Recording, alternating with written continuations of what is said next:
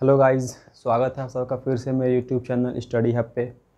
तो हम fundamental rights पढ़ रहे थे, ठीक है। 3 वीडियोस में हमने देखा फंडामेंटल राइट्स क्या है, कितने प्रकार के हैं, और इसके पिछले वाले वीडियो में हमने पढ़ा था आर्टिकल 20, 21 और 22। आर्टिकल 20 में हमने पढ़ा था अपराध के संबंध में संरक्षण। 21 में पढ़ा था प्राण एवं दैहिक स्वतंत्रता। 21 के ए में पढ़ा था 6 से 14 वर्ष के बच्चे को निःशुल्क शिक्षा। और 22 में पढ़ा था गिरफ्तारी के संबंध में संरक्षण। आज हमारा जो है तीसरा अधिकार जो हमारा है शोषण के विरुद्ध अधिकार, ठीक है।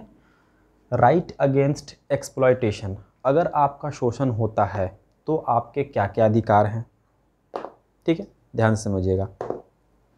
पहला क्या है, मानव व्यापार। मतलब कि देखिए, शोषण के विरुद्ध अधिकार में आर्टिकल 23 और 24 है। तो आर्टिकल 23 में क्या है, मानव व्यापार, बालात श्रम, बंधुआ मजदूरी पर रोक। यानी कि मानव व्यापार से यहाँ पे सीधा सीधा तात्पर्य है कि मानव तस्करी, किसी भी तरीके की मानव व्यापार पे रोक, यानी कि प्रोहिबिशन ऑफ ह्यूमन ट्रैफिकिंग, ठीक है। आपने सुना होगा न्यूज़ में भी बहुत सारे तरीके की जो महिलाओं का या लड़कियों का उनका तस्करी होता है, ठीक है, एक देश से दूसरे देश में या एक स्टेट से दूसरे स्टेट में उनको इलीगली तरीके से भेजा जाता है, ठीक है। तो उन पर प्रतिबंध है। बालात श्रम यानी कि जो बालक हैं जो 14 वर्ष से कम हैं उनको, या किसी भी तरीके के जो काम है ऐसे डेंजरस कारखाने वगैरह में, वहाँ पे भी इनका रोक है, ठीक है। या इनका मोटा मोटा अर्थ ये होता है बालात श्रम का कि बिना उनके रजामंदी के, ठीक है, बिना उनकी परमिशन के, या उनका आप काम करने का मन नहीं है और आप उनसे काम ले रहे हो, ठीक है, तो वो बालात श्रम के अंडर आता है। जैसे कि पहले होता था कि राजा राजवाड़े जो होते थे, अगर उन्होंने पैसा नहीं चुकाया या कोई कर्ज नहीं उन्होंने दिया तो उनसे क्या करते थे, वो सारा दिन मजदूरी करवाते थे बिना किसी पैसे के या बिना किसी रुपए के, ठीक है। तो इस पे भी प्रतिबंध है। उसके बाद है कि आपका तीसरा क्या है, बंधुआ मजदूरी। यानी कि वही बात हो गई कि बिना पैसे के आप उनसे काम ले रहे हो, ठीक है, काम तो ले रहे हो लेकिन पैसे नहीं दे रहे हो उनको। तो इन सारी चीज़ों पे प्रतिबंध है, ठीक है। आर्टिकल 24 में क्या है, 14 वर्ष से कम उम्र के बच्चों को कारखाने में काम करने पर प्रतिबंध। यानी कि 14 वर्ष से जो कम बच्चे हैं उनको किसी भी तरीके की जो हानिकारक, या हम कह सकते हैं ख़तरनाक इंडस्ट्री जो होती हैं, जैसे कि बहुत ही फेमस है आपका वो पटाखे की जो फैक्ट्री होती है, ठीक है, वहाँ पे अक्सर बच्चे को ही काम पे लगाया जाता है और ये बच्चे बहुत छोटे होते हैं।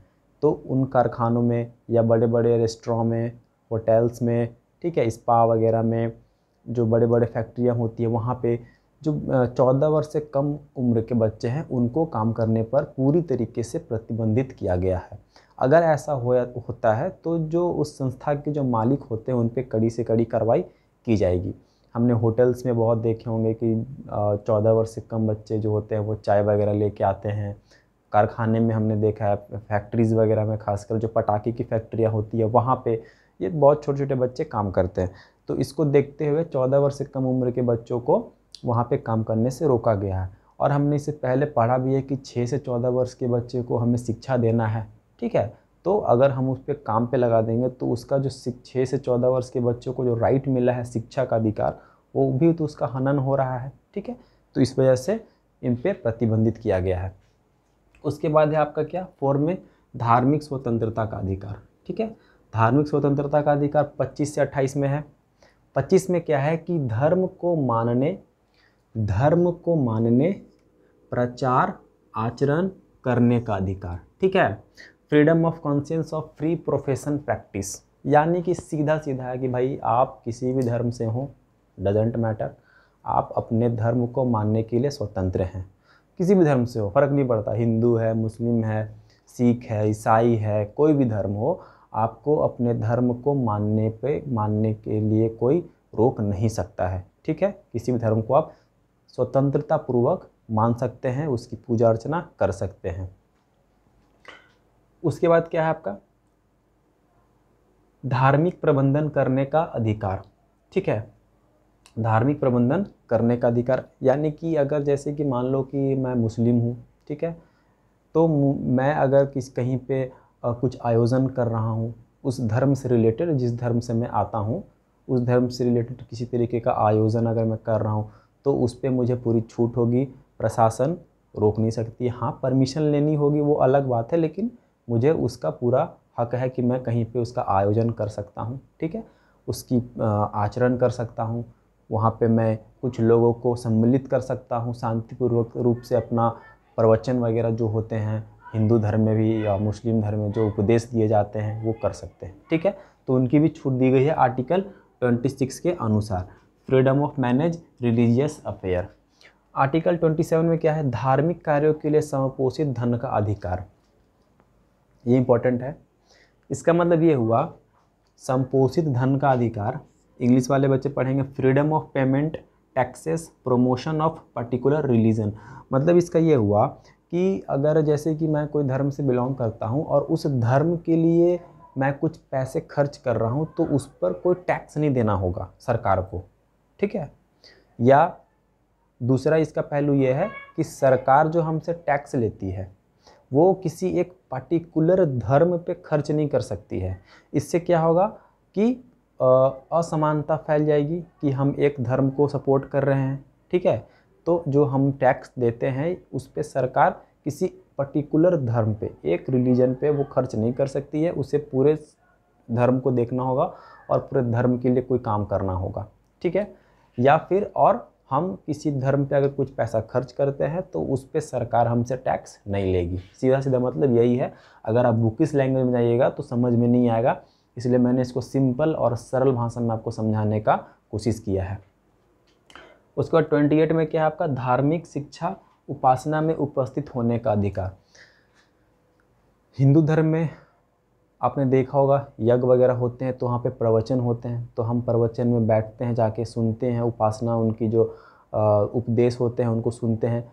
या मुस्लिम्स के जो मुस्लिम धर्म गुरु के जो उनका जो भी होता है अपना कार्यक्रम, वहाँ पे बहुत सारे लोग दूर दराज से आते हैं, उनके उपदेश सुनते हैं।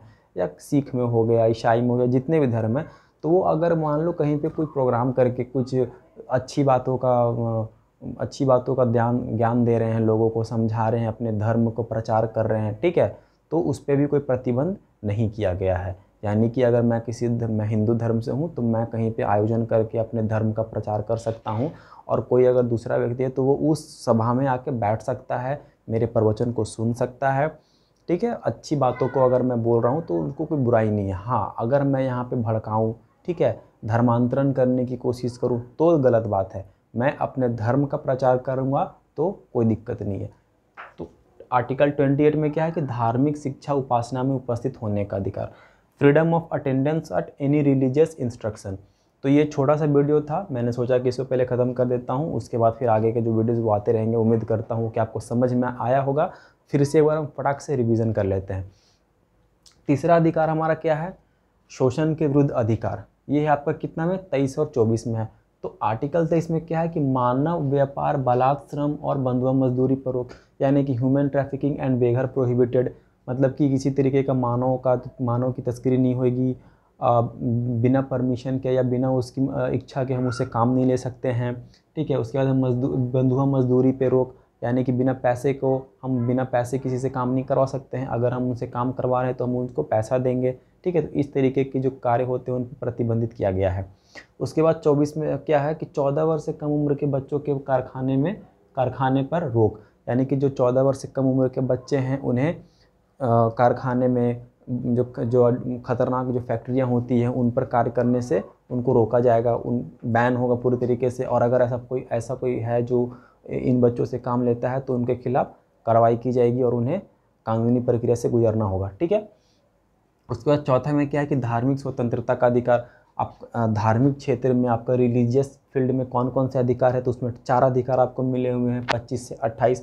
आर्टिकल 25 में क्या है कि धर्म को मानने का अधिकार। सिंपल सा देखो, इसको मैंने यहाँ एकदम शॉर्ट फॉर्म में लिखा है, ठीक है। अगर मैं बुकिश लैंग्वेज में लिखूँगा तो आपको समझ में नहीं आएगा, इसलिए मैंने अपने लैंग्वेज में आराम से इसको समझाने की कोशिश की है और सरल शब्दों का उपयोग मैंने यहाँ पे किया है।